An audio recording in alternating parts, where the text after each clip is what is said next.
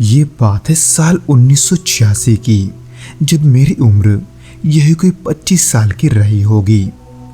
मैं उस समय असम के एक छोटे से गांव धोबगुड़ी में रहा करता था, जो ब्रह्मपुत्र नदी के किनारे बसा हुआ है। वैसे तो वो गांव बहुत ही साधारण सा था, जहां लोग अपने रोजमर्रा की जिंदगी में हमेशा व्यस्त रहते थे। लेकिन दिन में ये इलाका जितना शांत और खूबसूरत लगता था, रात के समय यहाँ एक अलग ही सन्नाटा पसर जाता था। ऐसा लगता था मानो कोई छुपकर हमें देख रहा है। इन सब को लेकर गांव के बड़े बुजुर्ग हमें कई सारे कहानियां सुनाते थे, लेकिन उन पर यकीन करना तब तक मुश्किल था जब तक मैंने खुद वो सब महसूस नहीं किया। गांव में एक पुरानी मान्यता थी, जिसे सुनकर अक्सर मेरी हंसी छूट जाती थी। कहते थे कि कोहरे भरी रातों में नदी किनारे एक लालटेन जलती है। कोई भी उस रोशनी के पास जाता है तो फिर लौटकर नहीं आता। लोगों का ये भी कहना था कि वो रोशनी किसी भटकती हुई आत्मा की है, जो अपने खोए हुए को ढूंढ रही है। पर मैं इन बातों पर यकीन नहीं करता था, कम से कम उस समय तक जब तक वो रात नहीं आई। वो सितंबर का महीना था, जब मौसम अचानक बदलने लगता है। दिन में उमस भरी गर्मी थी, लेकिन रात में ठंडी हवा चल रही थी। उस दिन आसमान भी साफ था, लेकिन धीरे धीरे बादल घिरने लगे थे। हवा में नमी थी और एक अजीब सी घुटन महसूस हो रही थी। पेड़ों के पत्तों की सरसराहट की आवाज आसपास में गूंज रही थी, लेकिन बाकी सब कुछ बहुत ही असामान्य रूप से शांत था। उस रात में अपनी नाव किनारे लगा रहा था। पानी में हल्की हल्की लहरें उठ रही थी और दूर कहीं से उल्लुओं की आवाज आ रही थी।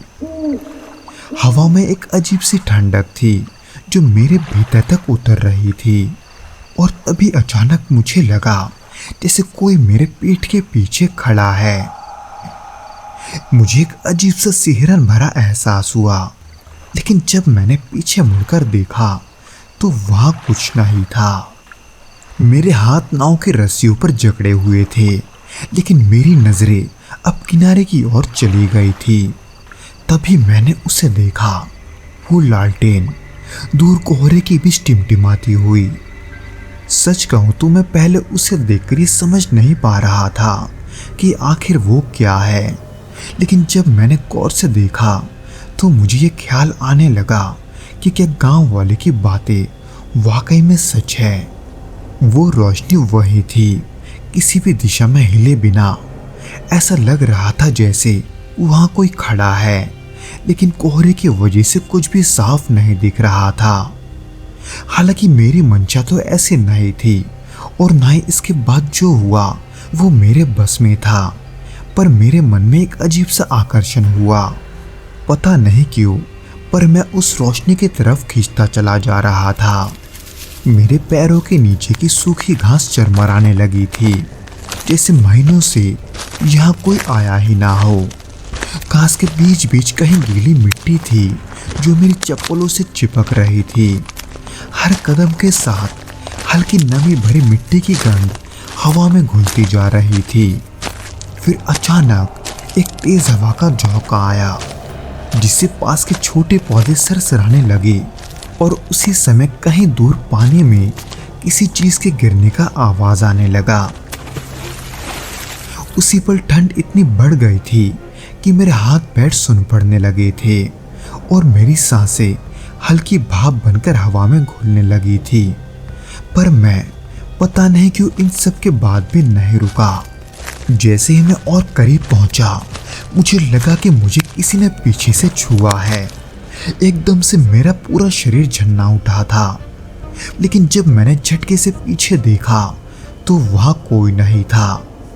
जिसके होते ही मैं ये समझ गया कि वहां कुछ तो बहुत ही अजीब हो रहा है। फिर तभी अचानक पानी में हल्की सी हलचल हुई।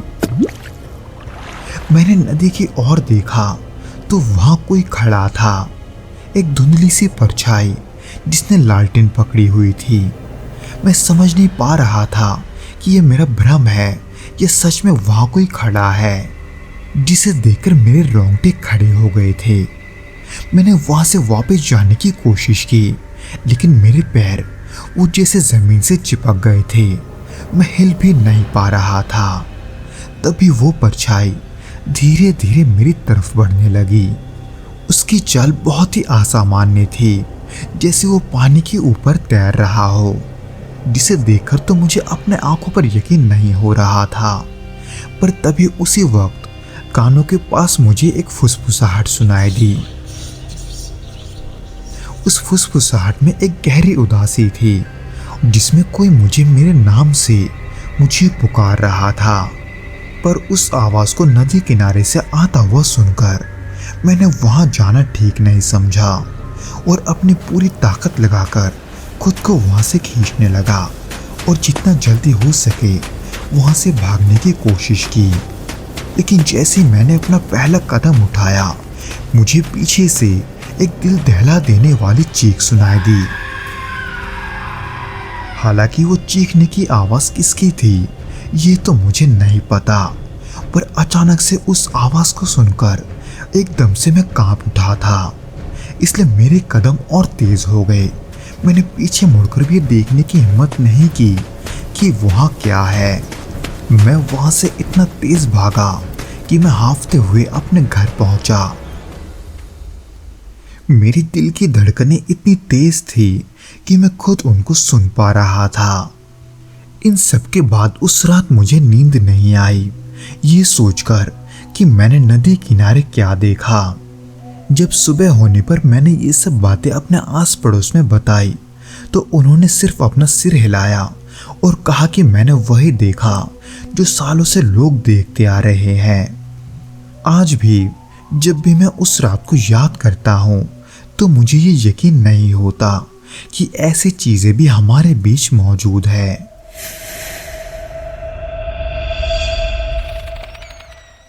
तो दोस्तों, आज के इस पहले घटना के बाद बिना किसी देरी के हम दूसरे घटना की ओर बढ़ते हैं।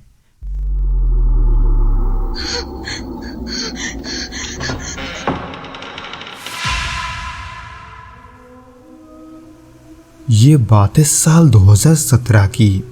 उस समय मैं मुंबई के अंधेरे इलाके में एक छोटे से अपार्टमेंट में अकेला रहता था। उस दौरान मैं एक एडवर्टाइजिंग एजेंसी में काम कर रहा था, जहां मेरी शिफ्ट आमतौर पर देर रात तक चलती थी।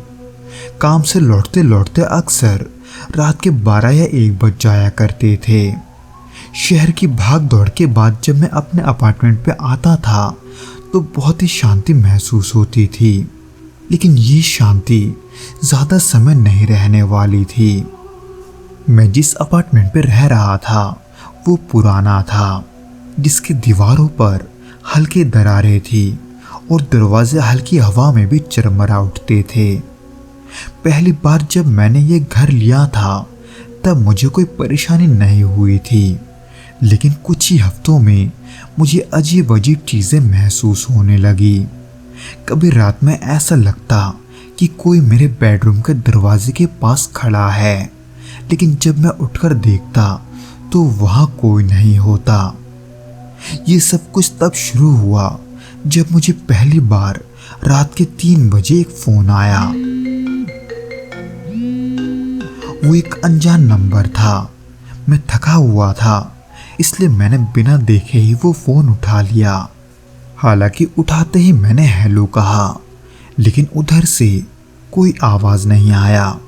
कुछ सेकंड्स तक बस हल्की सांसों की आवाज़ सुनाई दे रही थी।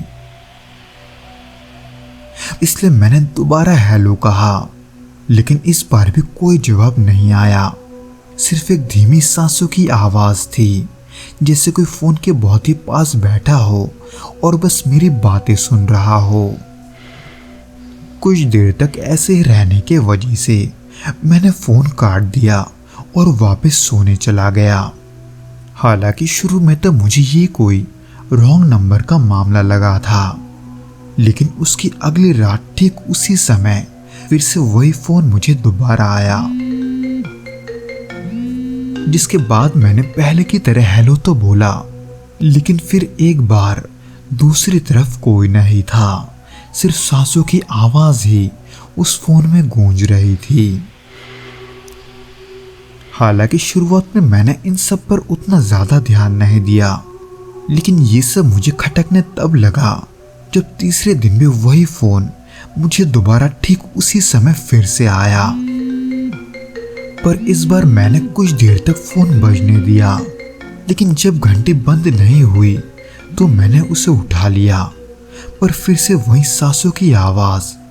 इस बार वो आवाज और धीमी थी, जैसे कोई बहुत ही नजदीक से उसमें फूंक मार रहा हो।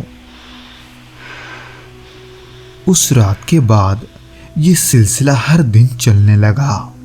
हर रात ठीक 3 बजे एक अनजान नंबर से फोन आता और उधर से कई दिनों तक मैं इसे इग्नोर करने की कोशिश तो करता रहा, लेकिन फिर कुछ ऐसा हुआ जिसने मुझे झकझोर कर रख दिया। एक रात मैंने ये ठान लिया था कि मैं वो फोन नहीं उठाऊंगा, लेकिन जब फोन की घंटी बजी तो वो बंद हो ही नहीं रही थी। मैंने स्क्रीन पर देखा तो फोन लगातार बजे जा रहा था, बिना किसी ब्रेक के। करीब 1 घंटे तक ऐसा होने के बाद मेरा सब्र जवाब देने लगा और मैंने आखिरकार उस फोन को दोबारा उठाया। पर इस बार न जाने क्यों कोई सांसों की आवाज नहीं थी। वो फोन पूरी तरह से खामोश था, लेकिन तभी अचानक एक धीमी सी हंसी की आवाज सुनाई दी, जिसे सुनते ही मैंने झट से फोन को काट दिया, ये सोचकर कि कोई दूसरी तरफ से मजाक कर रहा है। पर कौन ये मैं नहीं जानता था। हालांकि मैंने सुबह के वक्त कई बार उस नंबर को मिलाने की कोशिश की, लेकिन मेरे कई कोशिशों के बावजूद भी मैं उस नंबर पर फोन नहीं कर पाता। इसलिए आखिरकार एक दिन मैंने अपने कस्टमर केयर के एक दोस्त से बात की, लेकिन उससे बात करके मुझे ये पता चला कि मेरे नंबर पर हर रात 3 बजे जो फोन आता है वो असल में आया ही नहीं, यानी कि कॉल रिकॉर्ड्स में ऐसा कुछ था ही नहीं, जिसे सुनकर मैं यकीन नहीं कर पाया था। उसी बीच एक रात मैंने सोने से पहले अपने फोन को टेबल पर रख दिया, लेकिन रात के करीब 3 बजे फिर से मुझे फोन की आवाज सुनाई दी। पर इस बार वो फोन उस टेबल पर नहीं था, बल्कि इस फोन का वाइब्रेशन मुझे अपने तकिए के नीचे से आ रहा था। यानी कि जिस फोन को मैंने टेबल पर रखा था वो फोन मेरे सिर के नीचे तकिए के नीचे वाइब्रेट हो रहा था। इसलिए हाथ कांपते हुए मैंने फोन को बाहर निकाला और स्क्रीन पर देखा तो एक अननोन नंबर से मुझे फिर से फोन आया था। हालांकि मुझ में फोन उठाने की हिम्मत तो नहीं थी, लेकिन उंगलियां खुद ब खुद स्क्रीन पर चली गई। पर फिर से एक बार फोन उठाते ही कुछ सेकंड्स तक कोई आवाज नहीं आया। पर फिर एक आवाज आया जिसमें मैंने मेरा खुद का नाम सुना। उस फोन के दूसरी तरफ से कोई मेरा नाम फुसफुसा रहा था, जिसमें अजीब बात ये थी कि वो आवाज वो मेरी जानी पहचानी थी, यानी कि वो मेरी खुद की आवाज थी। और फिर उसी आवाज में मुझे 2 और शब्द सुनाई दिए, जिसमें कोई ये कह रहा था कि पीछे देखो। हालांकि ये सब होने की वजह से मैं अंदर से थोड़ा डरा हुआ था, और उसके ऊपर से फोन में ये सुनकर मैं पीछे मुड़ने की हिम्मत नहीं कर पा रहा था। मेरा शरीर मानो एक ही जगह पर जम गया था। पर फिर भी मैंने फोन धीरे धीरे नीचे किया। वो कमरा एकदम खामोश था, लेकिन तभी मेरे सिराने से सिर्फ कुछ इंच की दूरी पर मुझे एक गहरी सांस की आवाज सुनाई दी, ऐसे मानो जैसे वहां कोई और भी मौजूद है। पर मेरे देखने पर वहां मुझे कोई नहीं मिला। उसके ठीक अगली सुबह जब मैंने इन सब के बारे में सोचा तो मुझे ख्याल आया कि ये सब मेरे साथ तब से हो रहा है जब से मैंने उस घर में रहना शुरू किया है। इसीलिए आखिर में मैंने उस अपार्टमेंट को छोड़ दिया था, जो कि करना सही भी था, क्योंकि उसके बाद से दोबारा मुझे उन नंबरों से फ़ोन नहीं आया। उस अपार्टमेंट में ये सब होने का कारण क्या था, ये तो मुझे नहीं पता। और हर रात 3 बजे जो फ़ोन कॉल्स मुझे आते थे, उनका भी उत्तर आज भी एक रहस्य बना हुआ है।